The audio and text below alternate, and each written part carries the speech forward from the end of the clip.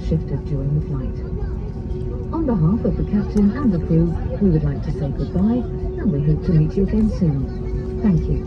Meine Damen und Herren, wir sind soeben gelandet. Bitte bleiben Sie so lange angeschnallt sitzen, bis das Anschnallzeichen erloschen ist.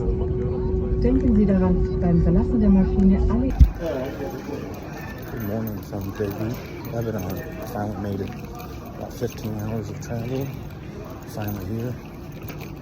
We're going to be here in about 4 days.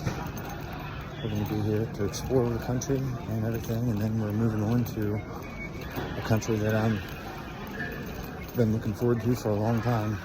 So I'm really looking forward to it, and surprise for you guys. So I'll catch up to you when we get to the hostel. Got to go out here and find my driver and see if he's out here waiting for me, and then it should be about 15-20 minutes into the city. Western Union, good price. Okay. Downstairs there is 50 cents, yellow color. This is exchange. Okay. It's very good price. Okay. Perfect. One by $1, 9,300. $100, 9,300,000 Lebanese. That's crazy. Pound, no, 45,000 Lebanese a pound. But exchange. Yeah, I heard it was crazy. Yes, Big difference. Yeah. Be careful, huh? Because thief, bank thief. Yeah.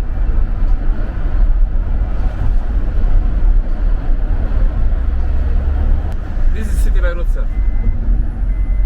This is United Nations for American government. Okay. This is building. Okay. UN, United Nations. Okay. This one. Okay? This building.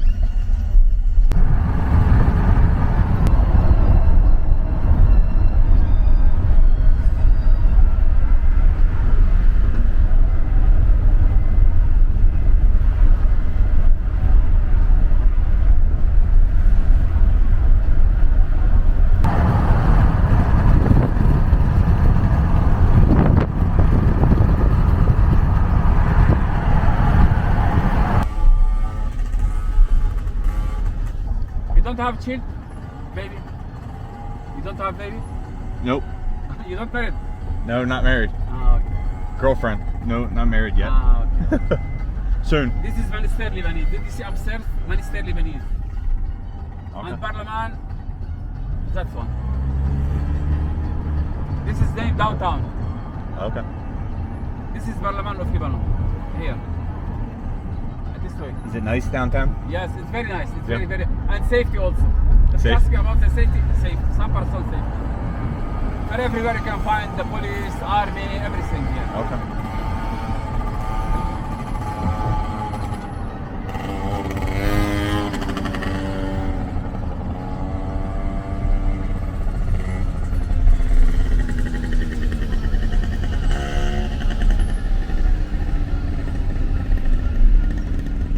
This is just, it's very nice here.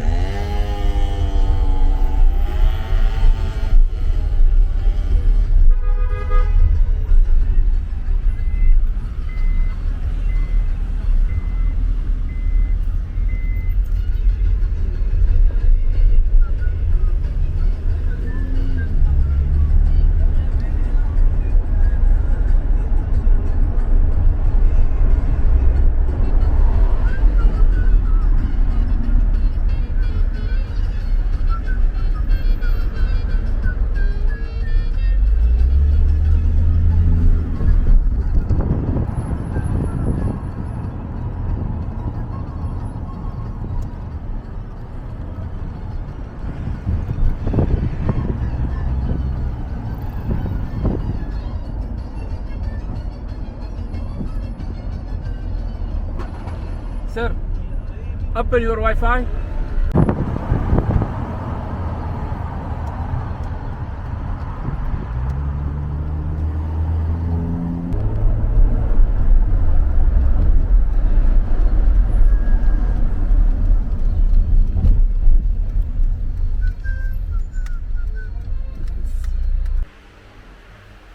Alright, we made it to downtown Beirut in our taxi. We didn't find the driver when we come out of the airport, so Had to get a taxi at the airport, and so far I'm liking it. But this right here, this is what I guess $40 per night gets you in Beirut, Lebanon.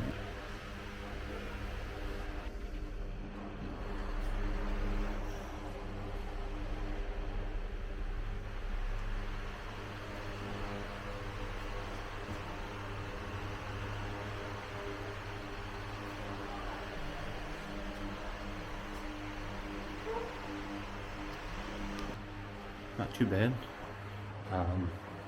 No bathroom is the only thing, and it's hot as fucking balls in here. So, other than those two things, we got a fan up here on the ceiling, but other than that, not too bad. So, I'm gonna relax for a couple minutes, and then probably gonna hit the streets of Beirut and see if I can exchange some money, because it's being told if you go to the bank here, they give you one exchange rate, but if you go to the black market, they call it, then you can get like 5 times your money or something like that. It's crazy, the difference. The banks rip you off. My was telling me that many times, so it must be pretty bad that the banks rip you off here. But alright, I'll see you guys in a few minutes. Alright, here we are. Back on the streets here in Beirut for the first time. Told us there's this one area here close that is supposed to be a good place for exchanging money, finding something to eat, bar, get a much needed beer after this day of travel. So we're gonna go down here, we're gonna try to find it.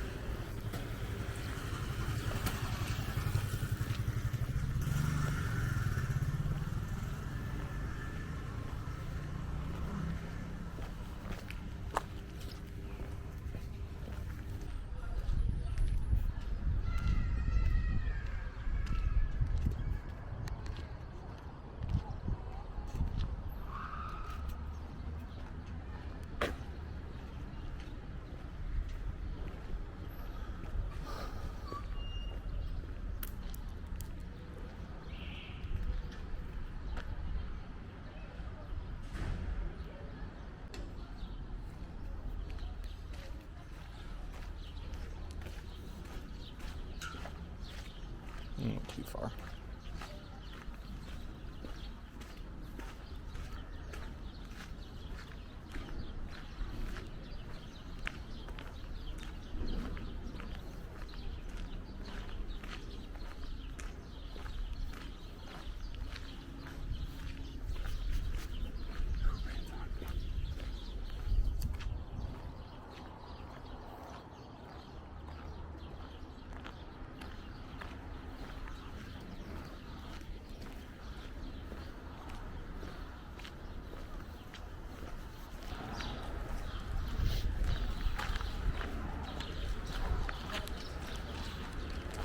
Doing.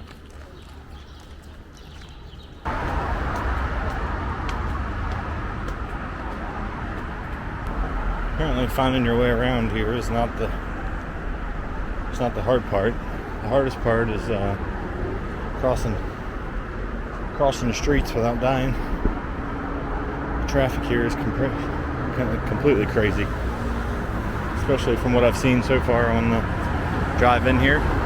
There's really no rules. Check this out.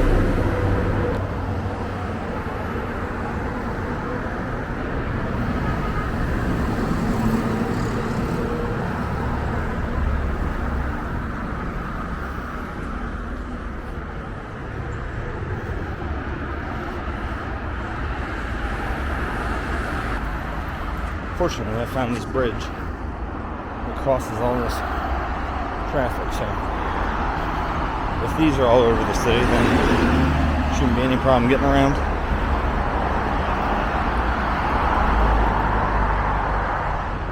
I'm gonna go the other way, actually.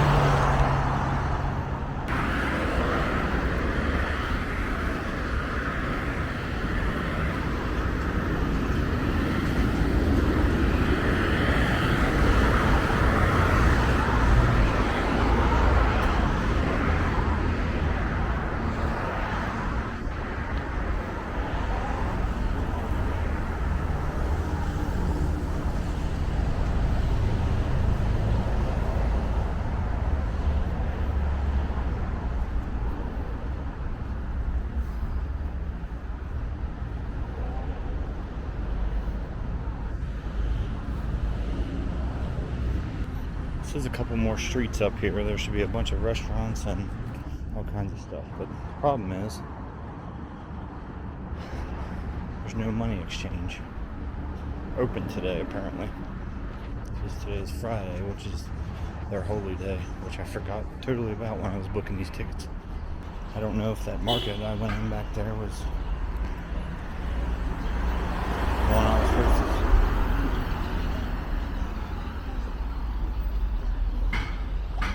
one I was supposed to stop in and exchange a little bit of money or what, but oh, there's dog shit all over the ground here, so you gotta watch for those landmines also.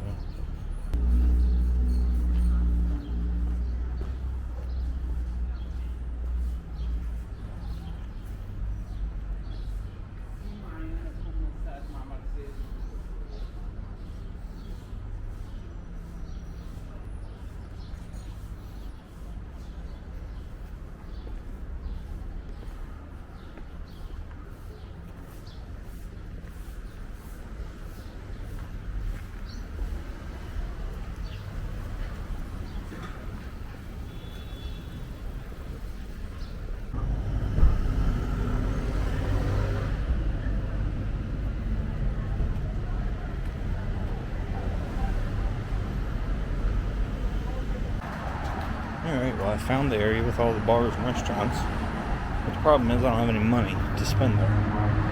So, I gotta sort that out. I have to go back to the hotel or stop at one of these grocery stores and see if they can exchange at least $20 for me, because I have not the slightest idea what to do otherwise, and I'm not paying with a card because apparently it's like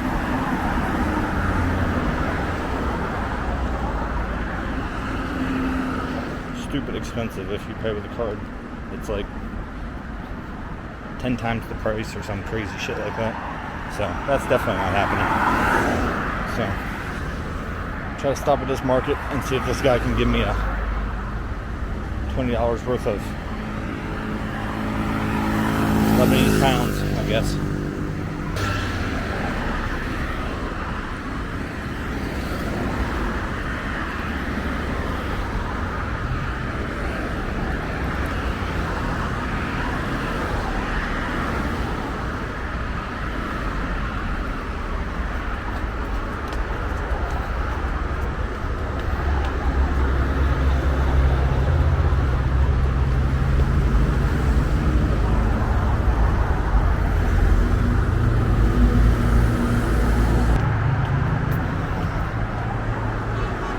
The looks of this place, it looks like it used to be a really nice, clean city. I mean, they used to call it the Paris of the Middle East. So it has infrastructure. It looks like everything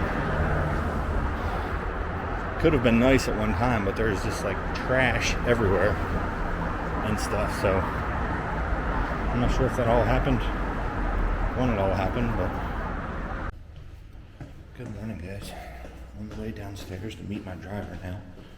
Today we're going up to the north of Lebanon to check out some old, ancient, like, historical stuff, like old, like, Roman architecture and stuff like that, and then kind of end the day off with a winery, so should be a pretty good day. But going down to meet my driver right now, and it's about 3-hour drive or a couple-hour drive up north or something like that. So I'll catch up with you guys then. Those are houses. Where? There. Yeah, of course. Houses. Everything is houses. People are living there. Yes. Place in that area between the Christians and the Druze. And Israel was here in 1982 when all this happened. Saudi Arabia. And the others for Lebanese, but unfortunately the Lebanese haven't renovated, because when the war took place, when they left the area, they either got settled in Beirut or migrated. Yeah. So when they come back to see their houses, they only come during the weekend, Saturday, Sunday, and they go back to Beirut.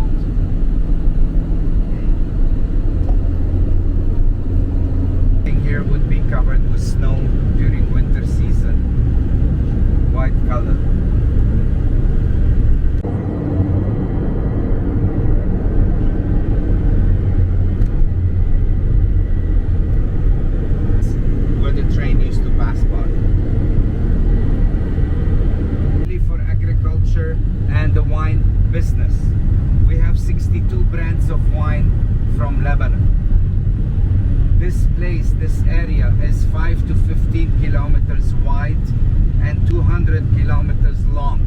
Something no one explained to me yet. Anyway, we have 2.2 million Syrian refugees, and as I told you, 400,000 at least Palestinians. When we reach Baalbek, you will see a Palestinian camp, how it looks like. Of course, the Syrian refugees do get help from United Nations every month, financial. Their kids can go to school for free. There are 200,000 Syrian kids go to school. Free health care. Every month they get parcels, big boxes of food and beverage. What else? Any simple job, a Syrian refugee will accept it.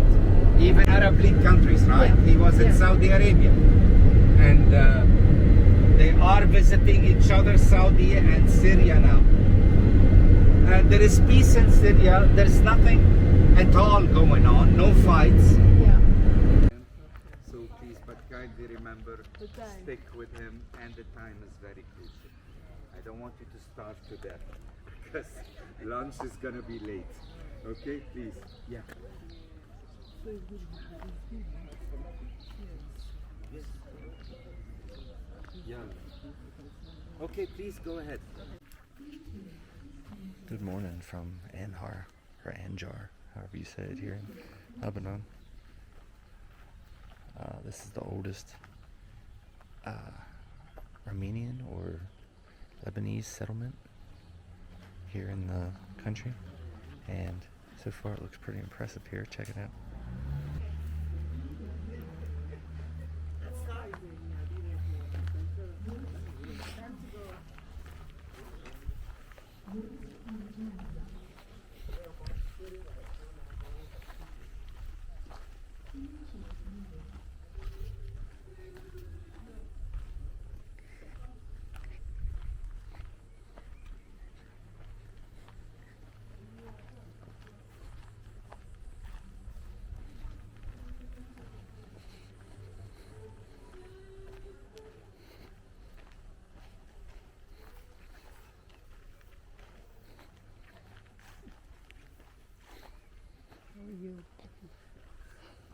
Yeah.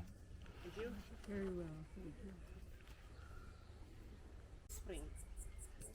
This spring is 1 kilometer to the north of this place, at that direction. In 661 after Christ, Shia separated from the Sunnis. At that time, the governor of Damascus city, his name was Muawiyah, he proclaimed himself Beirut, Damascus, Homs, and Tiberias. He changed his plan into a commercial structure to build his city. The Caliph ordered to the local people of Bekaa Valley, who were Romans and Byzantines, to build his city.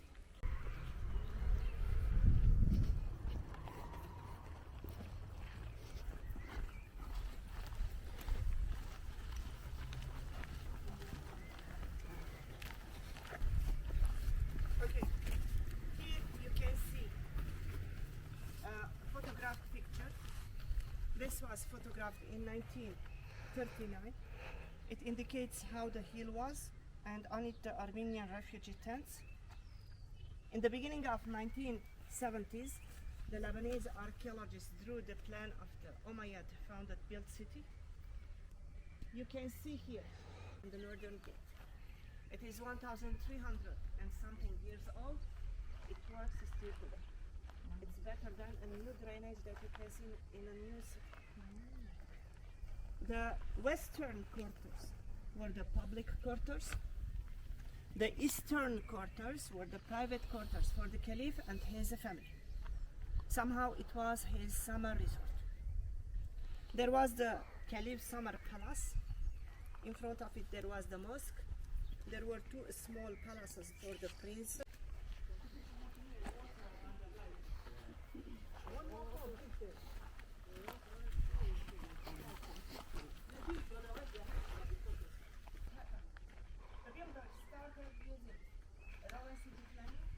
Umayyad, the builders changed their Roman architecture into Byzantine architecture.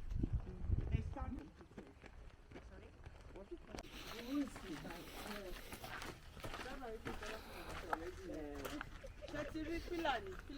Okay, now you are in the Caliph's summer palace. You entered from the main entrance into the guards room, and from the second entrance into the square-shaped open courtyard of the palace. In the Umayyad period, a guard was standing in front of that decorated niche, another guard in front of the second one, which is not complete today. They were protecting the Caliph and his family. To the north of the square-shaped open courtyard, there was the Caliph's throne hall. It was not developed yet, so they've done long restorations too.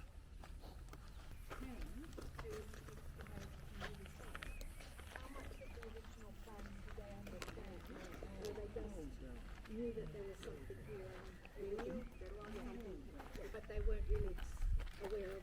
Did the history books say how big the site was? Like it was 114 square. Yeah, but when To pray in it. So he was going from here, from his throne hall, into the mosque, and he was praying in it.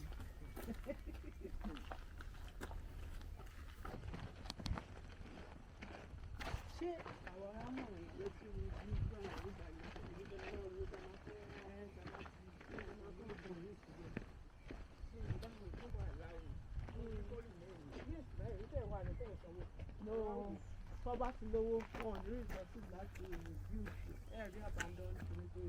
And sand. On that mixture, they were adding water and eggs.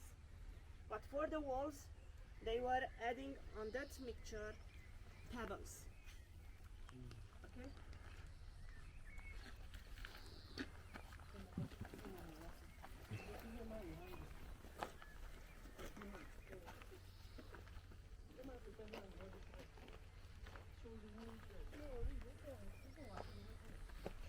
Pretty impressive so far. This whole entire place was covered with plaster back in the day. This was a summer palace for the Caliph, or the king of the country.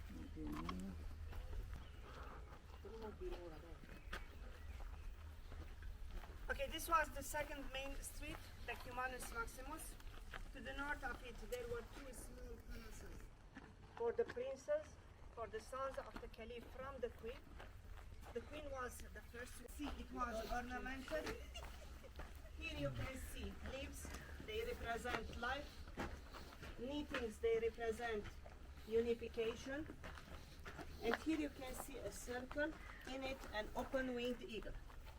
If you see an open-winged eagle decoration or sign in an archaeological site, it represents the Romans, not the Umayyad. So this means that the two stones were recycled stones from a Roman monument. This was the guard.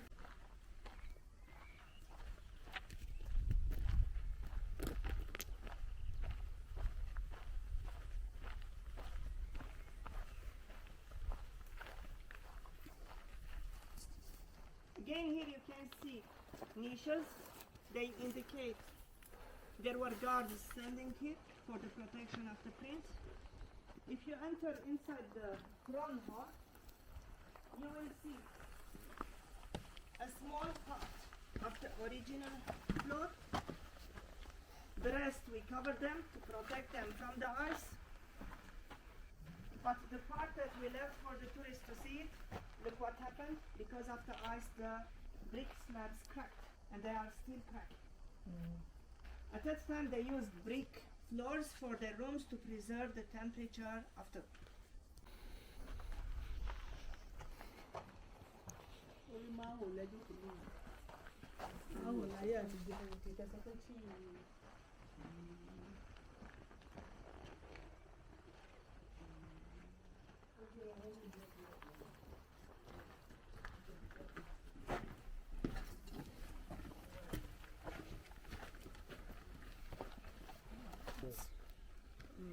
everything.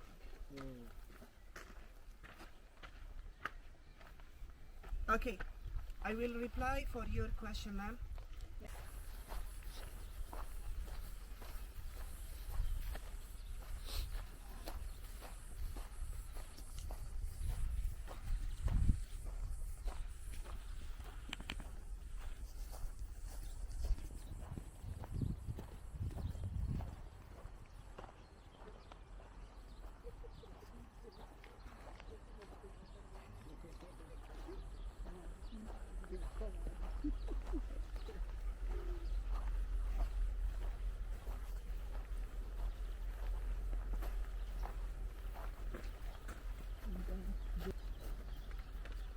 In this city, there were two gardens. Here they're changing clothes. This one. After taking off the person his clothes, he was covering this part with a towel and he was wearing wooden slippers on his feet. Then we have 7 kilometers far to south. Again, another archaeological site from Roman and Byzantine periods. Okay, so maybe they brought elements. I mean, like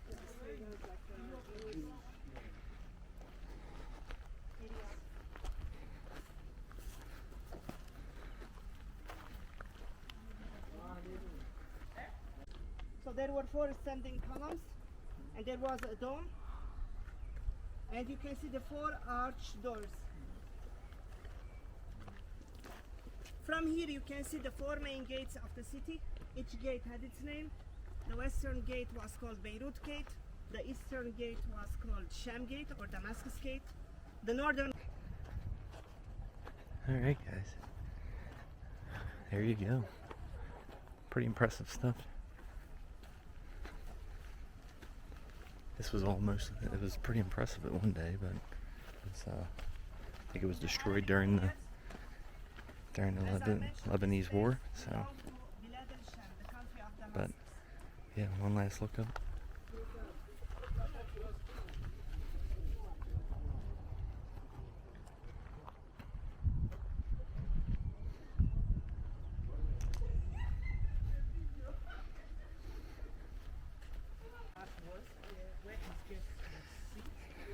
We're heading back to the van now.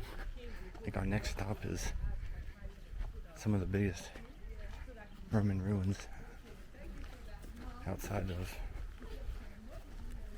Italy, I believe. We'll have to see when we get there.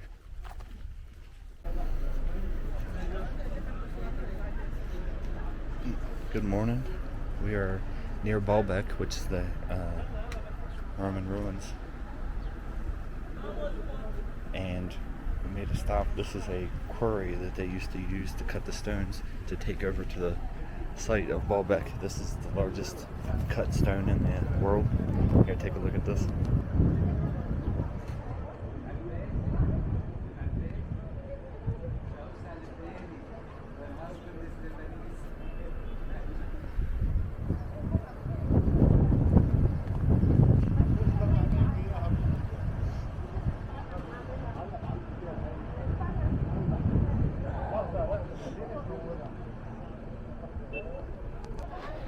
Stopped here. They used to, you can see the site of Baalbek that we're going next. It's a 2-minute drive by car. It used to take them 4 months to get the stones from here in the quarry over to the site of where they were going to use them to build the stuff. And when you see the size of this stone, you can see why. It said it's 960 tons or something like that, 990 tons.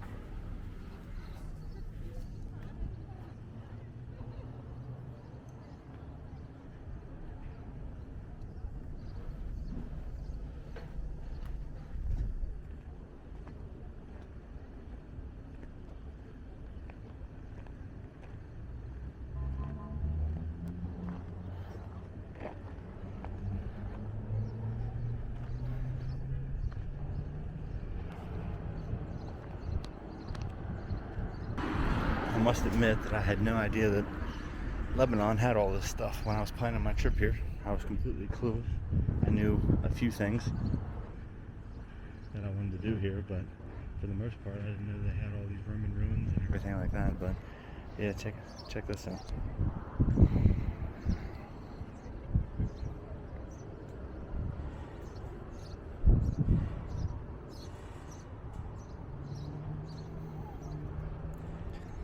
We're going to be heading over to the ruins. We got about 20 more minutes here, so I'll catch up with you guys then.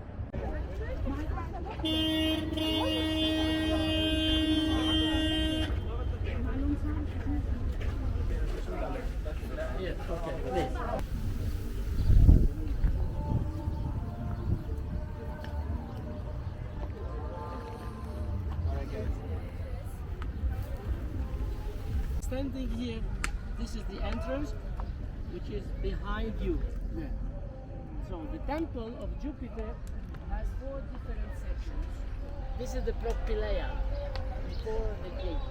And here we had 12 columns, each one was one piece, one stone, and they brought them from Egypt, from Aswan, because we don't have granite stones.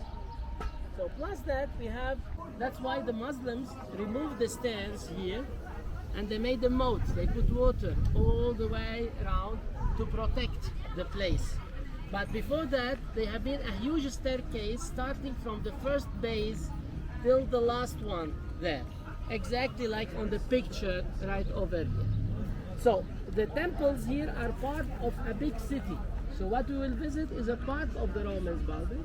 We're still having very big sections under the houses. So wherever we dig, we find something from the Romans. So let's start now with the first temple of Jupiter, please, this way. So the largest Roman structure ever built, I believe. It's pretty impressive, I must say. Check this out.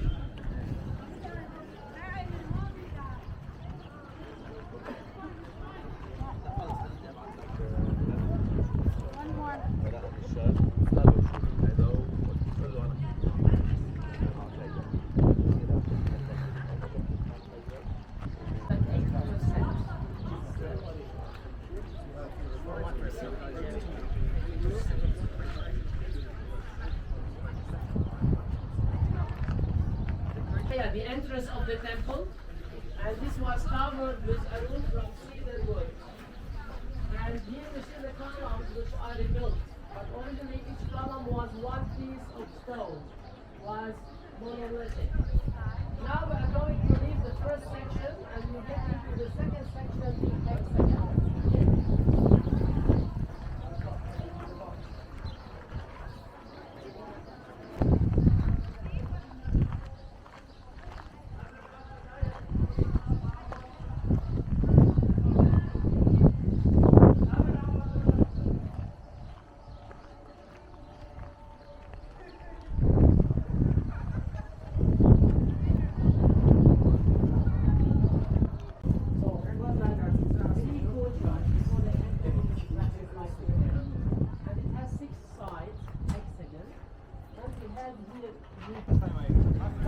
I've been to Rome before, and this is definitely just as impressive as Rome, I believe. And then after they killed, destroyed.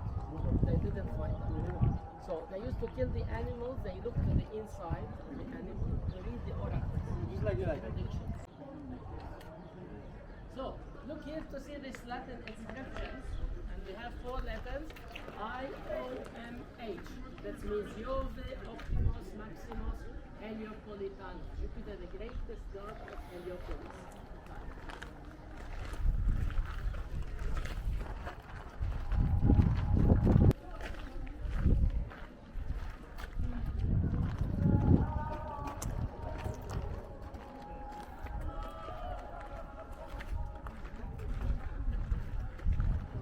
Like I was saying before, this is definitely impressive. I've been to Rome and I've seen some other stuff in northern Africa, but this is one of the more impressive Roman Colosseums that I've had. They said that I've seen, and they said this is where they used to bring the animals for sacrifice back in the pagan days.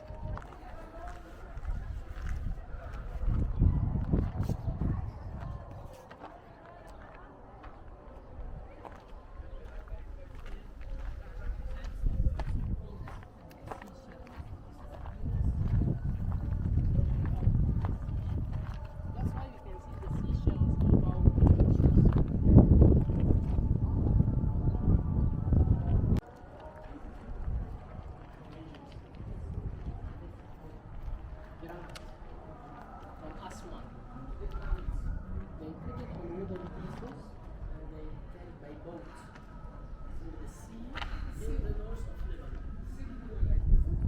Lebanon. Then they put the column inside cylinder made out of wood, and they rolled it all the way to here. 300 years to go.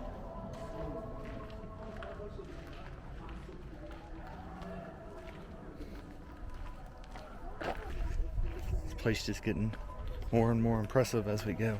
He said what we've seen so far is just the appetizer. Now we're going to see this main meal, as he put it. So the next part should.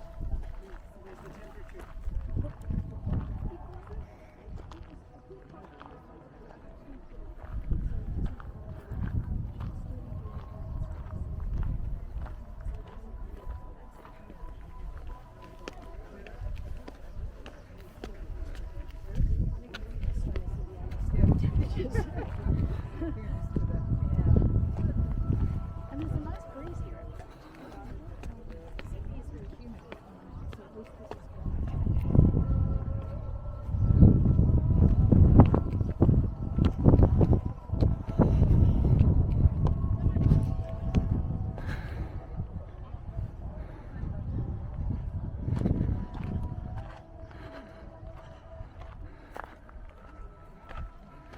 Everything from this point forward is unique to here and the biggest.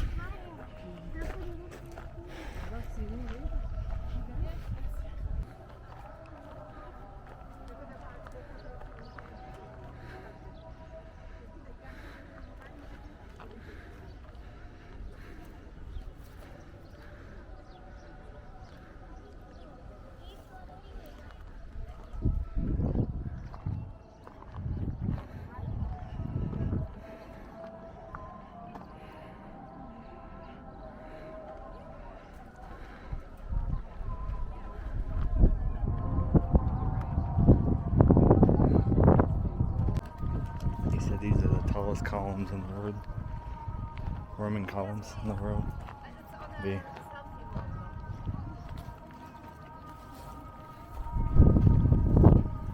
Now check these out.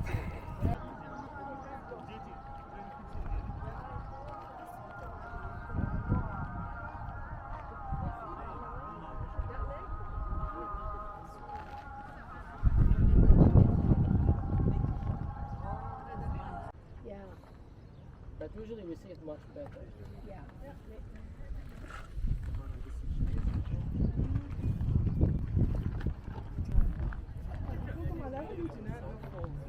No, I haven't.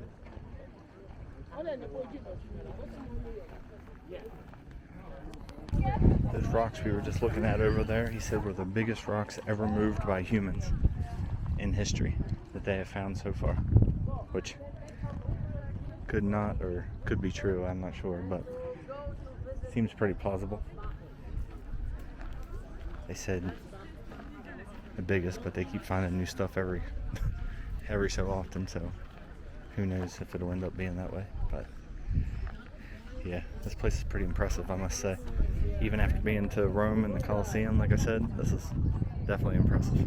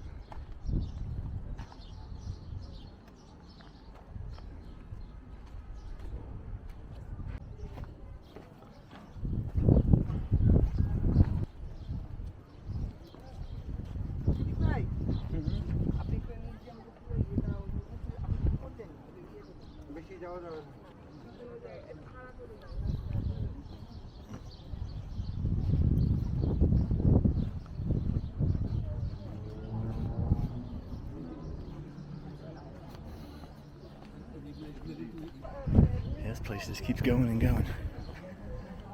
Very impressive. I'll go back to Italy sometime. Back to Rome sometime and explore, and it's just see if it's as impressive as this place is, because this is pretty crazy. But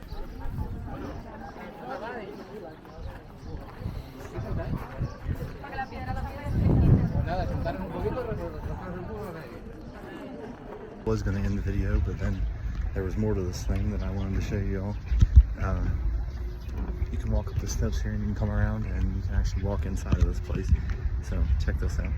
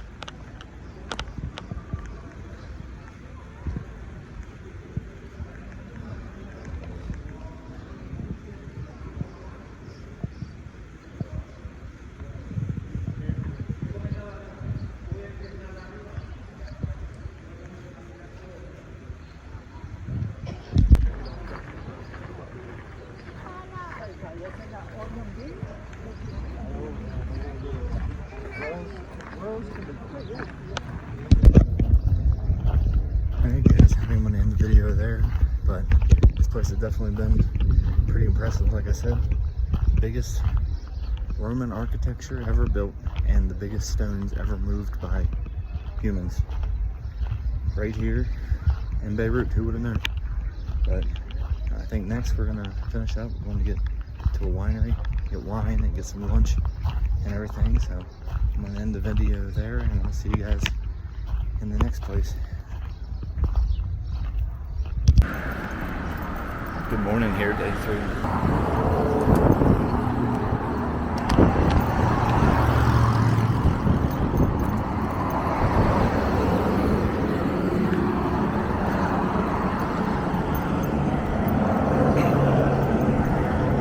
They won't let you go down in there without, you need like special permit or something to go down into the actual port.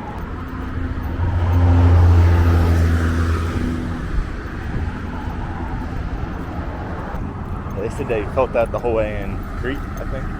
Cyprus? Crete or Cyprus? Yeah. Or which one's the close? Cyprus is here close. Yeah, the whole way there in Cyprus. Like 400 kilometers away or 300 kilometers away. They felt the blast. They felt the blast. That's great.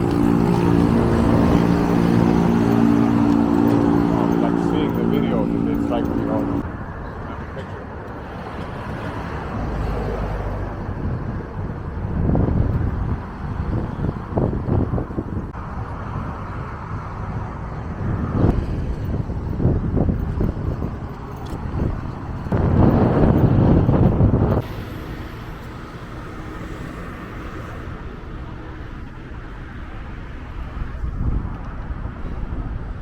that was the blast site that leveled a lot of the buildings in the port area of Beirut back in 2020 that we just saw there. Said they felt that as far away as Cyprus. And we walked down further and got a better view of it. Everything. Now catching a taxi to these rock formations that are right outside of Beirut, and then we're going to head to the beach and everything. Should be a pretty interesting day. Got a late start, but definitely crazy to see that blast site here in Beirut. And you've seen it on the news and everything, but I've never actually seen it. And it was they were, and then the statue that I got video of, that was, they used the scrap metal from the original silos that blew up. They used that to build the statue. That's like a monument. Alright, I'll catch up with you guys whenever we get to the rocks, which I forget the name of.